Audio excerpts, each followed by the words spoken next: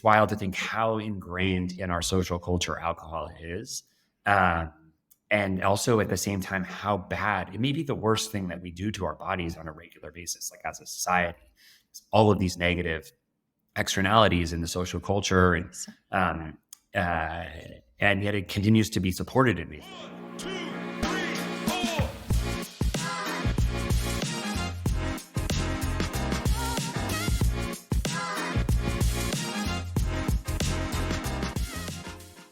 What a fun conversation. Jake Bullock is the co-founder of Cann, that's Cann, which is a cannabis-infused social tonic that happens to be the #1 microdose drink in California. Jake tells me all about the cannabis market, the various forms of cannabis. So we talk about THC and CBD, how those appear on the market, and all the things you need to know about such drinks. He tells me about what building Cann is like, some of the highlights, what getting celebrity investors on and their strategy around that is like, the future of the market. But I would say my favorite part was learning more about Jake and some of his formative experiences growing up and the bravery that he had to demonstrate. Jake is my really good friend. I'm so excited for y'all to get to know him and Cann better. Enjoy. Jake, it's so good to see you. I'm so excited to learn all about Cann and how you've been building, but I want to get us started with learning more about Jake. So I want to take us back to Jake growing up and what his experience was like. So will you share with us? Yes, what a fun place to start. So I grew up in Colorado, sort of south of Denver, which kind of comes into the overall Cann story because obviously Colorado is the first state to do adult use recreational cannabis program. But that comes later. Yes. This was sort of, 90s Colorado, which is a very different place than maybe some of our friends that have moved to Denver in the last, 5 years. They've named the neighborhoods. That's like always a good sign that something's growing when the neighborhoods have names. But it was really like a cow town in a lot of ways, and not necessarily in a bad sense, but it was small and, pretty conservative. And the idea that cannabis would be it would put its first stake in the ground in Colorado wasn't really clear in the 90s. You kind of had Boulder, which was up there doing its own thing. And the world changed in a lot of ways. I think, I was lucky to grow up in a really loving family, but also one that, like, for me, my biggest challenges growing up was really dealing with a sexual identity and kind of coming to terms with who I was.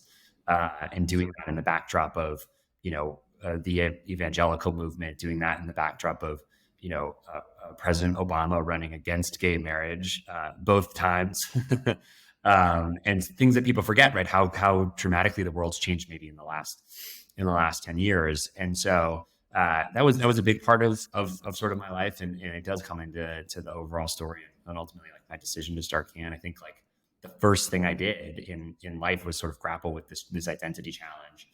And in some ways coming out taught me that it is often the right answer to endure what may feel like a lot of short-term sort of pain and anguish with the expectation of it paying off in the long run because you are your true self, or you are happy, or you're doing the thing that you should be doing. And so that was like a big lesson that I learned growing up. I also had a family that, the broader extended family battled alcoholism. That was a big sort of character in my childhood. So, grandma, don't drink and drive. She was thrown through the windshield kind of stories. And uncle and cousins that don't drink, and you're sort of wondering, oh, why is that? And so coming to terms with that and doing it in ways that aren't always that pleasant for a child, right? Like at funerals and having the conversation be about alcoholism. And so there was always that kind of piece as well, which was balanced by the fact that I had a really fun social family too. Like we get along well, and we like to do fun things and go out and often in the world that we live in today, that means alcohol. And so that was also kind of an idea in the back of my brain, which was, hey, you may be a little bit more predisposed to the dangers of our social culture and alcohol particularly. So I would say all of those things are kind of give you a little bit of a window into what it was like growing up as me. I want to maybe peer open the curtains just a little bit on the window that you've given us access to, because I'm so curious about what experiences were formative to someone growing up into the human they are. And just knowing you, I know that you these days are a very confident, you appear confident in who you are in being your authentic self. And you just mentioned a couple of these experiences,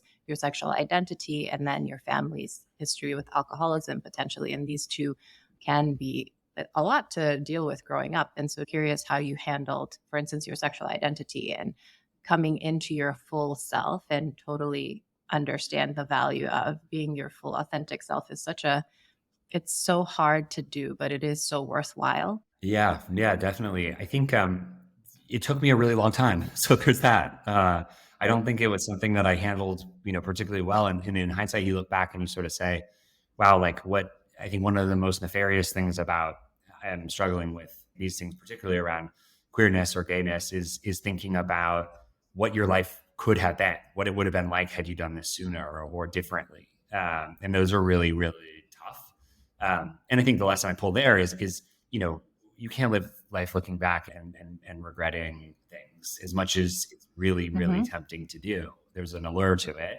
And so battling that, I think it was really hard. Kind of figuring out when was the right time to come out and knowing that it'd been a while, that was really challenging. And I think also like, you just don't really know how people around you will react. And I think so much of, I grew up in a really strong family in lots of ways. And so it felt like those relationships could be at stake, right? And that's a really scary position to be in. And for many people, that becomes a consequence of coming out. Is they lose relationships with biological family members and have to sort of go reconstruct family in a different way. And so that was like a big fear that was always in the background. I was lucky to meet people in life that sort of helped me with that journey. People that I could see myself in lots of ways, and sort of expanded my view of what it meant to be queer, and in ways that were really accessible and I was open to hearing. And I think that was, in some ways, I look back and I was really fortunate to have come across those people, and definitely they helped me along the way. And I also think, in looking back, a lot of what I did was I filled that gap, that space, that time with really hard work. Like I was going to be an amazing student. I was going to, go to university and do as well as I possibly could there. And I was going to get the best possible job coming out of that. And then that would put me on this, this sort of track to do this next thing. And in some ways I filled that gap with the sort of like perfectionism of expectations of what I thought family or society wanted of me. And I think breaking free from that was a big part of kind of grappling with what was left, which was sort of, my true self. Who are you? Who do you want to be? Like, what life do you want to live? And are you being honest with yourself about those questions? Representation matters, right? Even as a woman of color, representation matters for me to see other people like me owning spaces that I'm excited to own. So it's such a normal thing to have that feeling. And it's so great that you had those folks that you could surround yourself with. I'm curious, when did you come out? Was it in high school? Was it in college? And how was your family's reaction? Yeah, it was actually after college. It was after even my first job after college. And I moved to San Francisco. I started working consulting. It was like an environment that was very different than what I had been used to. And again, people that I met, close friends still to this day, that helped me through that journey. And, I think part of what it went amazingly well coming out. I think like the tidbit that I take from the whole thing was my youngest brother, after it was sort of all done, asked me if it felt scary to have done that. And I said, yeah. And he was like, well, we have a good family.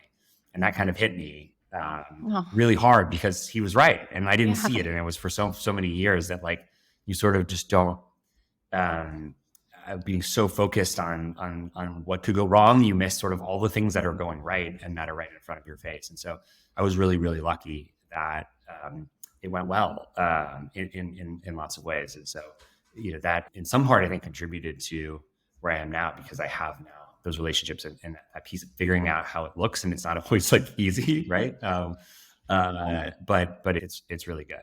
That's why, to me, the word bravery is going ahead with something, even when it feels so scary, even when it feels like you're going to die doing it. So, Jake, you're so brave. And thank you for sharing and being that representation for folks out there that feel similarly. What about the alcohol situation? Did you used to drink? I understand that this was always top of mind. It's interesting for me. So, I grew up in Sierra Leone and didn't drink until I turned, I think, 21, and then recently stopped drinking again. So I feel like I drank in my 20s, and then I've always wondered, to this point that you brought up, why is it that every time we go to a social event, it's so normal for us to drink alcohol, but then you feel so tired after, or you feel like you're not at your best self the next morning, et cetera. And just for that reason, much than I decided to stop drinking. And it's funny how even today, like when you go to a restaurant, it's so easy for waiters to ask, "Oh, and would you like a glass of wine or a beer or this?" And it's so normalized. Totally. I had this experience recently. I was in Sydney, Australia, which does not have a recreational cannabis program, if you're curious, and it's probably quite a ways away. Um, and was at a concert, and it was amazing because there was this massive line to go to the bar, and all of these sort of security personnel all around, and ostensibly to sort of be enforcing order and whatever, making sure people aren't doing drugs and things like that, right? Like, God forbid somebody lights a joint in the crowd, and yet there's this massive apparatus that is funneling us all to drink alcohol, and people are walking out with like 4 margaritas in their hand, and that's fine, right? And it was sort of this bizarre experience of like, it's wild to me that alcohol is the thing that not only is allowed, but supported. Right, the spaces are designed around it. The whole process is sort of enabling people to drink. Obviously they don't want people to overdrink, but they will, and then they do, and you see it, right? And so it was sort of amazing to me being in a different country where there is no real cannabis laws for recreational consumption. Comparing that to somewhere like California, where it'd be really hard to be at a concert and not have cannabis be a part of that experience for some folks. It's wild to think how ingrained in our social culture alcohol is. And also at the same time, how bad it may be the worst thing that we do to our bodies on a regular basis, like as a society. All of these negative externalities in the social culture, and yet it continues to be supported in these ways. And I think what's interesting for me personally is I haven't stopped drinking alcohol entirely, right? I continue to, and I think it's a balance for me. And I think balance is like a big word we come back to in the company a lot, which is let's just give people another option. What would it look like if you could have a cannabis-infused beverage, behind the bar of that concert, right? Folks would at least have the choice to not drink, and maybe they drink 1 margarita instead of 4. Like, I think that's healthy. That's probably really good. Yeah. And they have a couple cans instead. Like, that's really what we're fighting for here. It's not we like to think about us as being alcohol inclusive, but we just think that it's out of balance right now. It's so skewed towards alcohol that folks don't even have access to make these choices and make healthy choices for themselves. And everyone will choose differently. Like, we have great consumers that have given up alcohol entirely, and this is a product that's brought them back into social culture. That's really cool. We have others that are like, oh, great, another way to get kind of effed up. Like, that's also cool. And we want all of that. Like, that's part of the journey that we're trying to create, is like, let's give these options. And for me, like, I've seen that. I probably drink 50% less alcohol than I did, even 5 years ago before we started the company. And that's exciting to me. That's definitely I would like to push it even further. And I think we'll get there. But it is really amazing how much alcohol has a hold on us as a culture. Before we get into Cann, do you feel comfortable giving an overview of cannabis infused in drinks? So what's the difference between CBD, THC? What are the side externalities, et cetera? Totally. So cannabis. I've learned a ton about this industry over the last decade, and this plant. And I think that's like maybe the right place to start. This is a plant. It is sort of indigenous plant medicine. And it's something that the history of it, if you really dig into it, is really messed up. So you have prohibition of alcohol. At the time, sort of before prohibition, into prohibition, cannabis was used as a medicine. It was used actually to fight alcoholism in some cases, in a tincture. It was used for chronic pain. And so it had all of these functions, and doctors would prescribe it. It was in the pharmacopoeia at one point. Following the end of prohibition, there were all of these prohibition officers that had been enforcing alcohol laws that had nothing to do.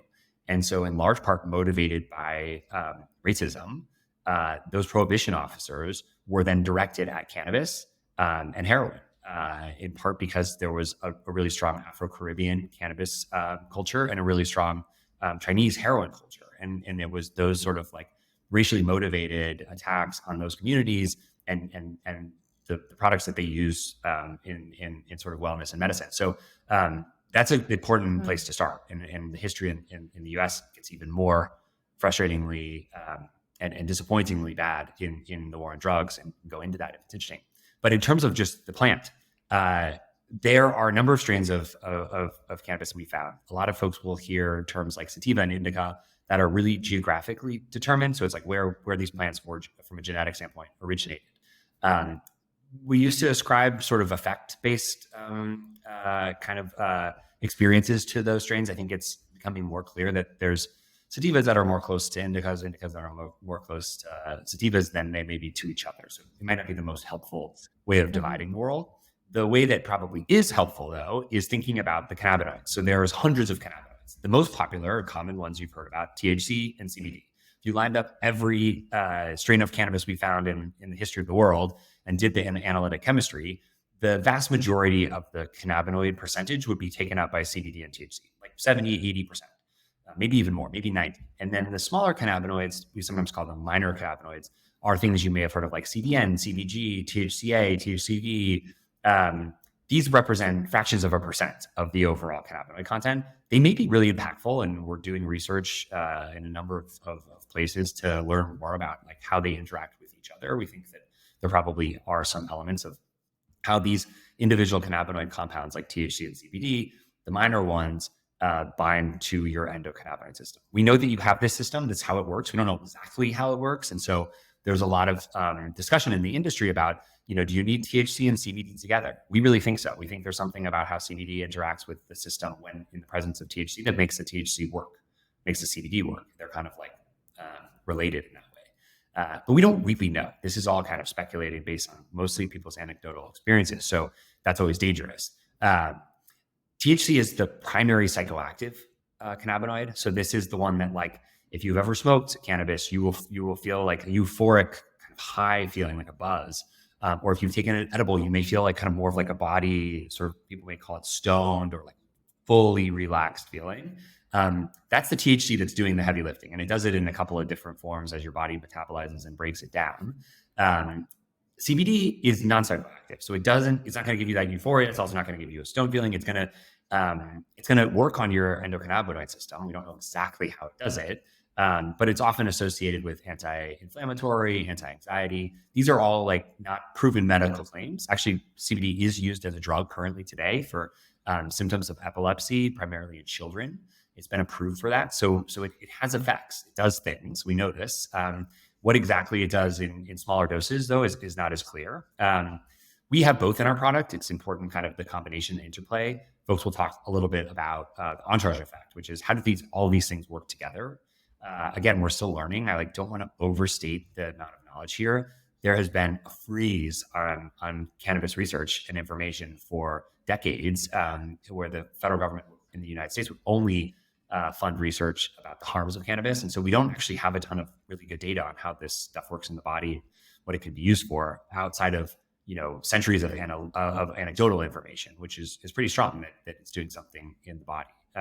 Those are kind of the major things to know. The one last thing I'll add is cannabis is the plant, sort of the overall plant specification.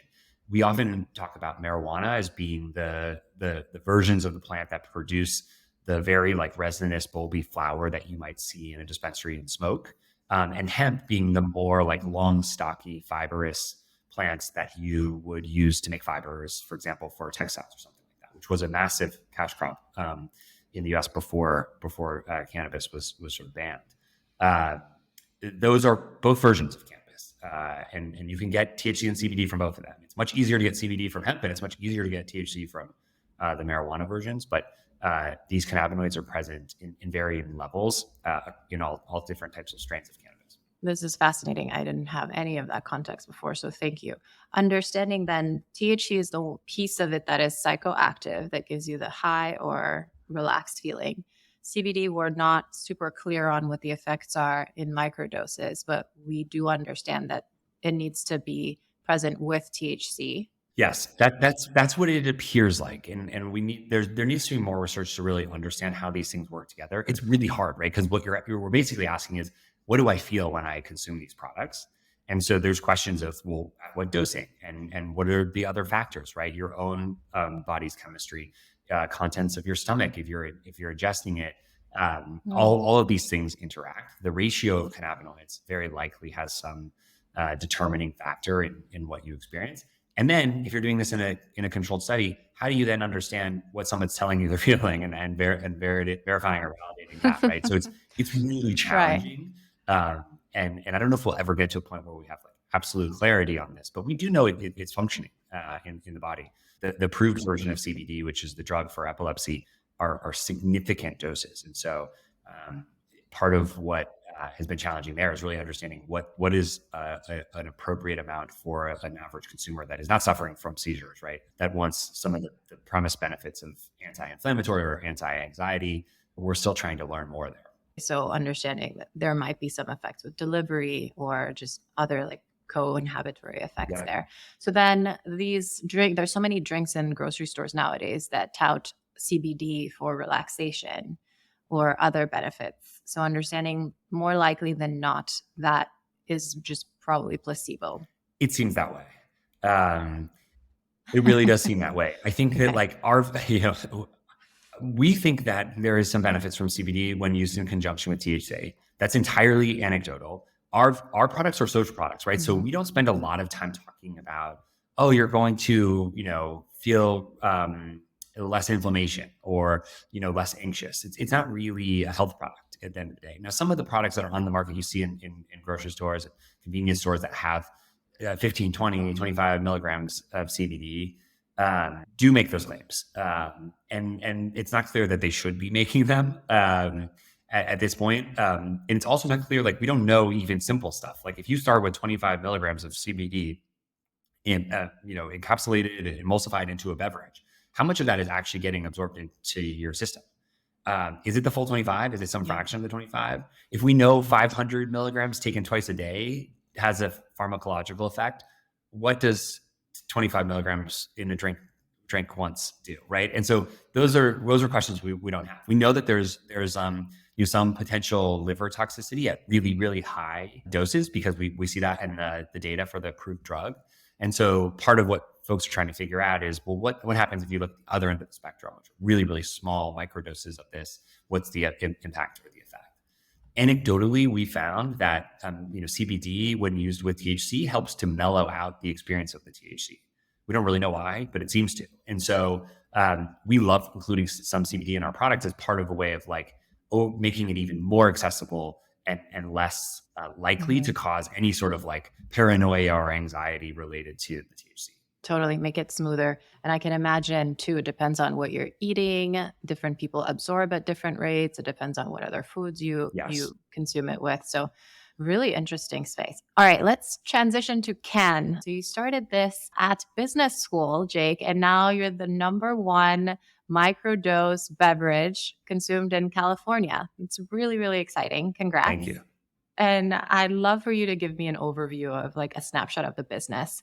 What states do you operate in? How many products? How can folks find you? And then I'd love to talk about the highlights of building. Cool. Yeah, great. So we are now available in a number of states through dispensaries. So California, Arizona, Nevada, Illinois, Massachusetts, now New York, and also in a few provinces in Canada. Right now, Ontario and British Columbia, and coming soon in Alberta and Quebec. We also sell our product through retail. This is the hemp-derived version. So again, like I said, you can get THC from hemp or from marijuana in retailers in states like Minnesota, Texas, New York, as well as online in 17 or so states that allow hemp extract in food and beverages. You can find us either retailers or dispensaries or our online products at drinkcann.com. Drink Cann has got two N's at the end.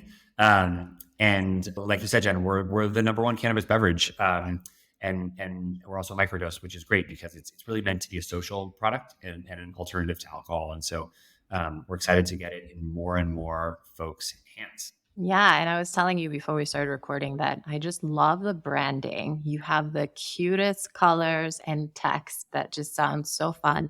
The cans are tiny, so it does feel really accessible. It doesn't feel like a huge lift or commitment that you're making. And even the way you describe it is like drink one or maybe have two. And it feels like a really fun, light party experience. Tell me more about how you came up with this vibe for the brand. So really important to us in the beginning was this industry is going through transition. A lot of the early products were kind of carryovers from the legacy cannabis industry. So gummy candies or chocolates. And it made sense because if this was an illegal substance that like you were sort of sneaking into a state or sneaking into a bar or whatever, you would want it to be in this sort of more portable form factor. For us, it was all about how do we take cannabis from under the table and put it on top of the table, right? Make it more mainstream, make it compete with alcohol. So you had to have branding and an experience of the product that really resonated with consumer, that it drew them in. It said something about them if they purchased it, right? It stood for something that was like really important, and you could do that visually. And we really wanted to represent the experience of drinking the product on the packaging. We also were hyper focused on making it approachable from a dosing standpoint. So like you say, these are really mild. You can have a few of them, just like you could have a couple glasses of wine. You are in control. You figure out kind of what works for your own tolerance, like you would with alcohol. Again, things like contents of your stomach, how hydrated you are may have impacts on how much you can drink on any given setting. But the dosing is low enough that at 2 milligrams of THC, most, if you had a gummy or something like that, they're probably 10 milligrams in California. Some states make them 5. So we're a fraction of sort of the standard single dose, which helps give you control over how much you can consume. And we also wanted the product to taste amazing. Like at the end of the day, the whole theory behind beverage was we drink mild intoxicants that are similar to THC, like caffeine or alcohol, right? And we drink them in micro doses. That's what allows us to have multiple drinks. And that's what makes it social. And so for this product to really be social, you want to drink a couple of them. And for you to want to drink a couple of them, they have to taste good. That's sort of the key piece. And it's amazing to say that in like beverage, right? Or food products, you're like, well, of course they should taste good, but so many out there don't, right? And so we really focused on taking really approachable citrus fruits that like our blood orange product, and we pair them with more adventurous, savory herbal notes. So in the case of blood orange, we pair it with cardamom, and it creates like a really unique balance, almost like cocktail adjacent experience in a can. And because you don't have alcohol, there's no alcohol hangover the next day, and we don't have the alcohol calories. So we can actually make something taste really amazing and bright and fresh. That's 30 calories instead of 100, 150, whatever you're drinking with your regular alcohol products. Let me ask you about, so you mentioned that the products in stores that you sell are derived from, was it hemp, not the marijuana plant? Is there any difference in that THC? No, it's the same. The compound that we derive, whether it's from hemp or marijuana, is identical. The only difference is for the plant type that we get it from is they're both cannabis plants.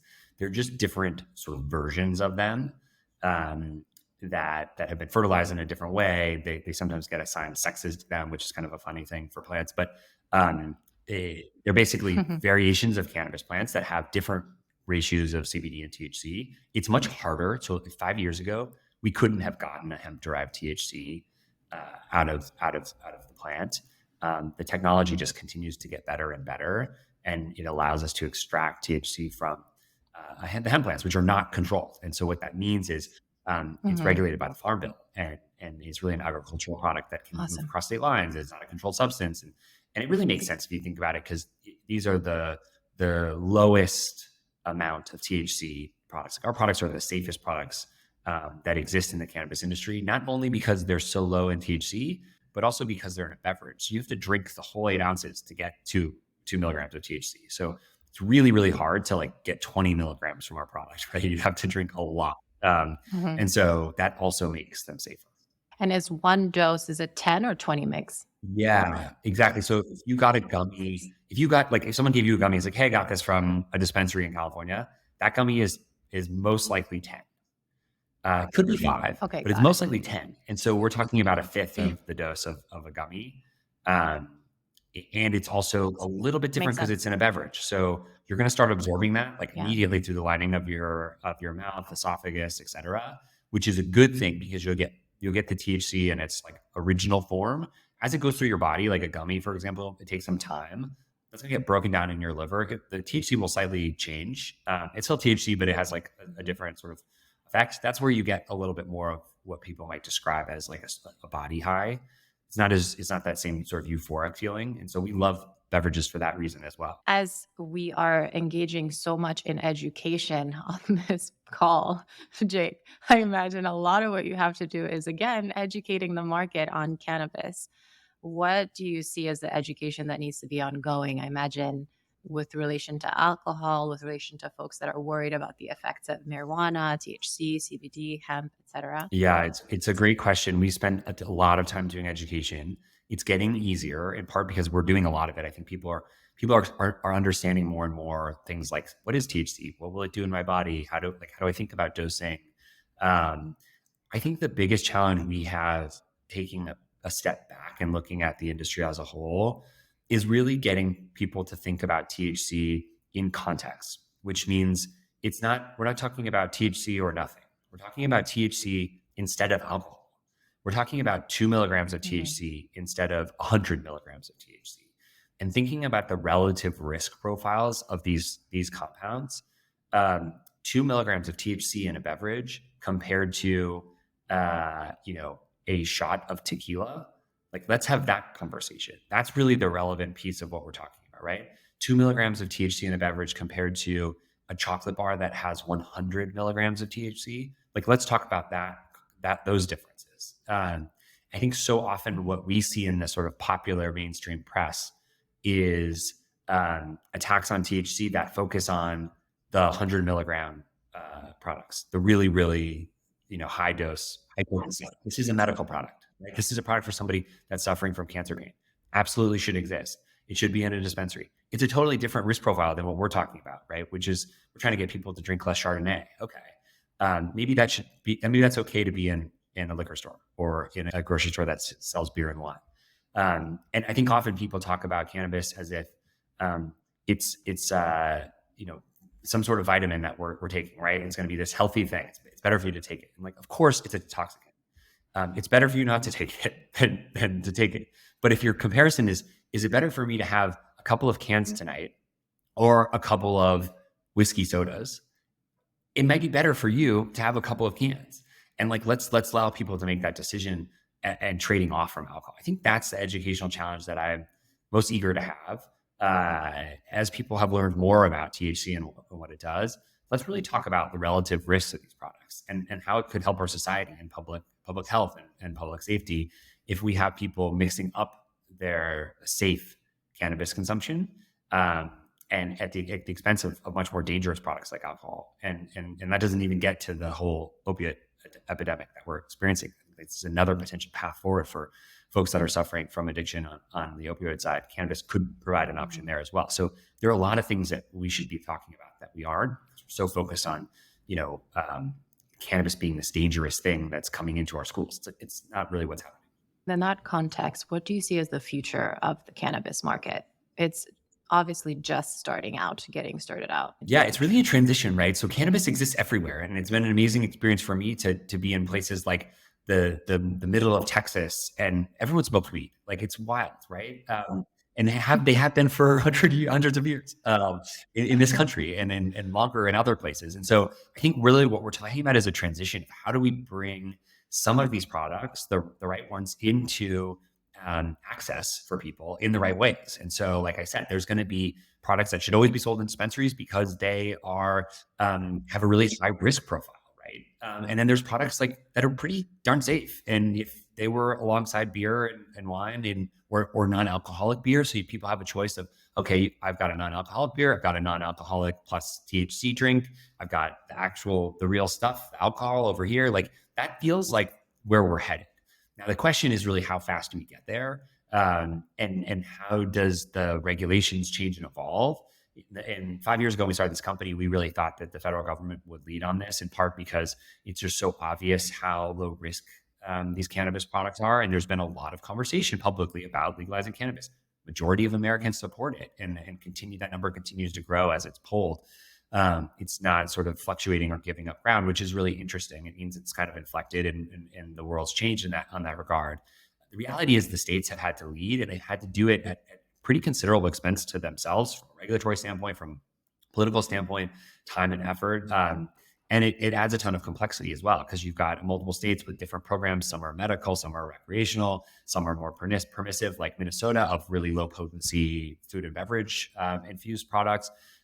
Others are really, really restrictive, where they don't allow beverages or any edibles at all. And it's really, really like a tightly controlled medical market. That creates a lot of uncertainty and I think challenges for primarily consumers that are looking for access to these products and want to make smart, healthy decisions for themselves that aren't able to. If you live in the state of Pennsylvania today, you can't get Cann. You can't get it medically. You can't get it recreationally. You can't get it hemp derived. I mean, you could drive across state lines and get it that way, which we know some folks do, going to Massachusetts and coming back. But it doesn't seem right that folks in Pennsylvania are not given alcohol alternatives that may work for them. And so I think we're headed in that direction. There's only so much we can do as a brand. We can continue to do things the right way.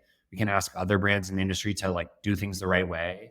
But at the end of the day, like someone's going to have to lead on this. And right now it's the states, and they're doing a good enough job, but they can only do so much themselves as well. It sounds like there's a bit of a tension between wanting to protect consumers and citizens, but at the same time, it's important to also treat adults as adults, and they can make decisions for themselves.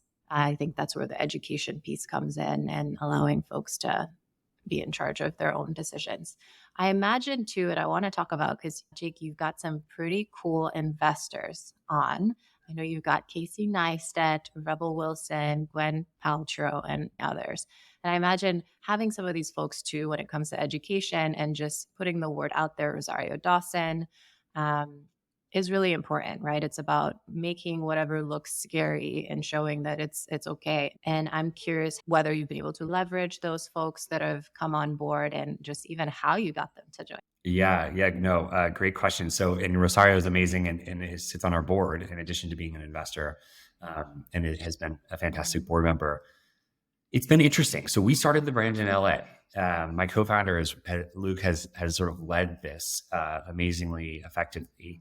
In the early days, no one knew we existed. We were like two guys in a room above a garage, and we were creating this product. We had the formulation, we had the brand, we got it in a good place.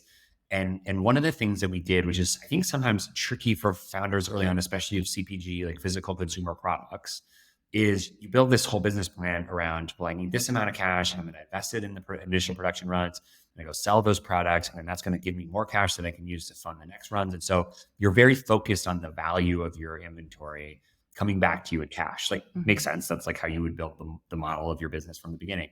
And it feels hard to use product that you're not getting paid for, right? Essentially, like, how do you take advantage of the fact that you have this inventory and not necessarily selling all of it and working that into the plan? That's what we did. We were very, very generous with product early on. In LA, it was Luke driving around in a car, showing up at someone's front door and dropping off product. And it really started with anyone that had a blue check on Instagram that followed us. We would like ping, being like, "Hey, can we give you product?" And some people, like LA has this whole culture, which is hilarious, of like, I'm so-and-so's like hairstylist, or I do makeup for whatever. And like, I'll give it to this person. I'll give it to that person. I'm the bodyguard for so-and-so. And it's really funny because there's like a whole culture of trading on sort of your proximity to famous people, which is great, use it. But it's never really clear, does that product get to the person, right, or not? And so part of Luke showing up in the driveway was, I'm going to bring it in the front door and make sure that it does get to the person. And I'm going to tell you about our story. And that was really important, I think, in the early days, because the strategy is an interesting one, right? I think it's a really strong strategy. I'll like walk you through how we did it. It only works if you have an amazing product. Like the first thing I tell people when they're like, how did you get these celebrity investors? It's like, you have to start with a product that they love and care about. This will not work if you're in this world of like talking to their agent about doing like a big commercial agreement, and you're gonna give them this and they're gonna give you that, and you're gonna list it all out in a contract, and like they're gonna be trying not to do everything, and you're gonna be trying to make them do it. It's like if you're going down that road, like it's gonna be a disaster. It will never work. If you can get in the living room of a celebrity, and because they love the product so much that like they want to talk to you about the story and they want to like join you on this climb up the mountain, that's like a much better dynamic. So that's the first thing I'd say is avoid business managers, agents, managers at all costs. It's really easy to say, impossibly hard to do. What we did was we just continued to get product in front of people and follow up and ask like, hey, did they like it? What, like you said, you're giving it to this person. Did they get it? What did they say? Can we give them more? And like most of the time, 80% of the time, you hear nothing back, or you hear something back that's sort of like squishy, and you're sort of like, oh, maybe someone from the house took it home. Like it's not clear that this got to them. But then every now and then someone would say like, Ruby Rose, I love it. Can I get more? And then we would jump in and bring more. Yeah. And then that would sort of started snowballing. Someone like Gweneth Paltrow is like, come into the office, let's meet about this. Like, I think this is really cool. And then you start having these conversations and they see the vision in the story and they're like, oh, I get this. And I think it helped, particularly that we're in LA and we're targeting celebrities in sort of the entertainment media world, because this product is pretty endemic to them. Like many of folks in entertainment are fighting, some sort of alcoholism or addiction related to the sort of the real drug fame. Others are hyper conscious about what they put in their bodies because they have to be, right? You can't be hungover if you're waking up at 4 a.m. to show up for a shoot, right? Like that just doesn't work. There's like the makeup artist is going to be very mad at you. And so like you have to be super focused about what you're putting in your body as well. And I think that helps. And then the third thing is like most of these people have been stoners for 30 years and they haven't been as public about it, right? But like the fact that they already have a relationship with cannabis, I think helped as well, because they're like, oh my God, I get this. This is what I've been waiting. I've been thinking about every time I get high smoking weed. I'm like, I wish it was in a drink that I could bring to like, whatever parties I'm going to. And so all of those factors really came to help us. And I think the last thing I'll say about the strategy is we treated them like investors. They sent us money. They invested in our companies, which is the opposite of how it works. Usually brands are sending money to celebrities to do like post something, like God forbid, right? We thought about it differently. We're like, we want you to be an investor and a thought partner and a part of our journey. We're not asking you for anything. You don't have to show up to this. You don't have to do this. You don't have to, post that. We just want you to be an investor, and we're going to treat you like an investor. Interestingly, as like investors do, they're curious about what's going on. How can I help? And that often happens. We'll get, celebrities reaching out to us that are investors and say, what can I do to help you? Like, how's it going? And that's amazing, because then we'll be like, there actually is something you can do to help us. Like, could you talk to, Entrepreneur Magazine? They want a quote. Or, could you post on your Instagram reels, like what's your favorite flavor of Cann? Like just little things, right? But like, I think that doing it in the way that we have, which is really treating these folks like the real business, smart, savvy people that they are, and not like some sort of like talent that you're going to put into a deal. Like that's I think a losing battle, at least for startups of our size in the beginning. It just doesn't make a ton of sense. Oh, that was such a great story, Jake. And just commending your and Luke's hustle, and also really great long-term thinking. I think just bringing them on as an investor and as a partner is so much different. And I imagine they value that and are your long-term partners. It's great. All right. I know we're running at time, so I will wrap us up. Unfortunately, I feel like I could mine you for so many more fun stories. I'll just have to do another one. Perfect. I want to ask two things that are a staple on the Jennifer Kumar podcast. So one is, how do you operate at peak performance, Jake? You're building a company, which as a founder, I imagine can get super stressful, very busy. How do you manage your time, your processes, and your routines? Yeah, great question. I was actually just talking to another founder this morning about this. Number one on my list is sleep. And I feel like I have a moral obligation when asked questions like this to talk about sleep for just a little while, because I think it's the thing that we underinvest in as a class, founder class, business people, just anyone in society like that's waking up. Sleep is probably something that you're not thinking enough about. I think about it all the time, and I'm probably still not getting enough of it. It's so important. It's how I balance my life. Everything is crazy. On calls till wee hours of the night, not always able to exercise, not always able to balance. I'm like, I want to push on all these different dimensions, right? Like I do want to be exercising, I do want to be meditating, like I do want to have pause practice built into my day, but like if all those things fall through, the one thing that you can and should invest in is sleep. I think it's like the only way I've been able to survive the last 5 years. And it's hard because there is a sort of cultural element, like a prestige factor of people that are so busy they can't sleep. And it's like, I'm constantly stressed. That's Right? so I'm sleeping only 4 or 5 hours. It's so last Can't do decade. it. It makes no sense. You'll make worse decisions. And also like it will kill you. Like it's you may not see it, right? Like I'm running around in my 30s and it's like, life is great. But like visible signs of aging have already hit me. And I'm telling you, it's related to stress and sleep. And so sleep is the number one that I think about. Like you're never sleeping as much as you want. Track your sleep, understand it. There's some amazing products out there that help you sleep. It is a skill. You can practice and work on it. People are not just built to like be able to sleep for 5 hours. It doesn't exist. And so that's a big one. The second one I mentioned as well, which is stress. Like stress is huge. And so like, how do you manage stress throughout the day? It's really hard, right? I think sometimes I joke that like my job is just like people telling me bad news all the time, constantly. And like, okay, stop. How do we reframe that? Like, how do we take time out to like pause going into meeting that maybe is going to be a stressful one or could be like a bad news situation, planning around that. And it can be simple, right? Like I love getting out of the building and walking. Any meeting that doesn't need a computer, like make it a walking meeting. I think that's like such an easy thing people don't do, that it changes the entire tenor. And especially for me, like where I'm often like when I get bad news, I get stressed and like there's like hormones in my body, like just walking those out can be really, really helpful for me. And I can feel myself making more reasoned, better decisions. So I would point to those two. I mean, there's a million more. I could go on forever, but like thinking about sleep and balancing stress are so important. Incredible, Jake. And then lastly, what does success mean to you these days, and how might its definition have changed through life? I have a feeling it's definitely changed. Yeah, it's so interesting. Like success, I mean, you at various different stages, right? In the very beginning, it was like, I've got to do this and like, got to be an investment maker. And then I'm going to be in private equity. And then I'm going to do this. And I'm going to like raise a fund. Whatever society. The whole thing, right? Exactly. And then like even starting the company, it's like, oh, we're going to build something big. And like, I want to create a culture and a team and like make a mark on the world. Like the reason I left the sort of rote investing world is so that I could, if like I didn't do this, no one was going to do it, kind of thing. Like if I left investing, they found someone to step in behind me. That's the easiest thing in the world. But now I'm thinking about it even more differently than that. It's like in the beginning, it was like, how do you make an imprint on the world? How do you do something that if you didn't do it, it wouldn't have happened? And now I'm thinking about like, well, what is the definition of failure? That's the other way to think about this question, right? And it's such a fun one because every idea I have about failure of like, well, this would be a failure if this happened. Yeah. Only really is a failure if it continues to say this happens and then I die, right? Like there's no, like, it's amazing to think about failure as this thing of like any idea you have. It's like, okay, the company goes bankrupt. Okay. You get pushed out by the board.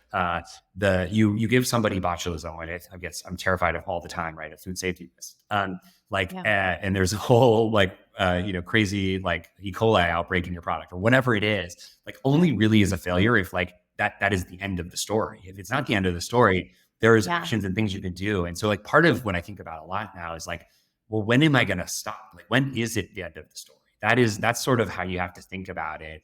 About success is by sort of looking at the inverse and saying, okay, well, when would I stop? And then like, what does that need to look like for me to stop? And I don't know, like, I kind of think like one of the amazing things about starting this company is the experience of hindsight and of education. Like I've learned so much from these last 5 years. I would do everything differently, almost everything, maybe like 95% of the things differently. And so if that's true, then like there's so much potential and energy and excitement I have to like go do this again or in a different way, or even take what we have now and figure out how to like continue to learn and mine this experience for like more and more of those 95% changes. So we'll see, but I think that like the first 5 years have been really, really energizing. I've learned so much from it, and I don't want to stop. And so I think in that way, like it is success, and it will continue to be until I decide, that I'm done. So much wisdom in all of that, Jake. Thank you for sharing. Thank you so much for coming on. I can't wait to do this again. And everyone should please check out Drink Cann. It's so much fun. Jake, talk to you again. Thanks, soon. Jen. Thank you for listening. Don't forget to subscribe. And if you like what you hear, leave a review and share.